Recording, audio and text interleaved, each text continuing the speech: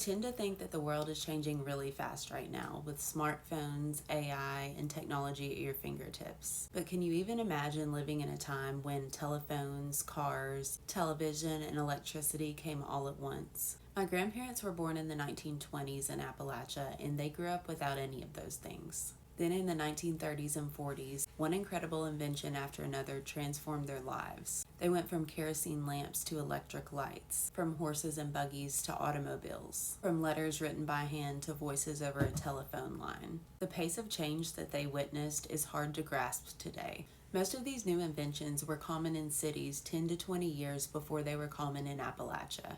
It's hard to say a timeline for when people got things in Appalachia because it's always different with each area in different families. But my grandparents got all these new technologies in rapid succession. Plus all of those things, they went from washing their clothes on washboards to washing machines, from storing their cold food in spring houses to refrigerators. My great-grandmother had a really hard time adjusting to electricity. Her children bought her an electric stove and she had a fit. She said she wasn't bringing that thing in her house and letting it burn her house down. And back then, no one could drive well. That was actually a thing when cars first started being available. There were a whole lot of accidents. Think about now you're weary of teenagers who have just got their license, but back then all ages of people were just learning how to drive. People born before the Civil War that couldn't half see were just now getting behind the wheel, with only 70 years experience of driving a slow horse and buggy.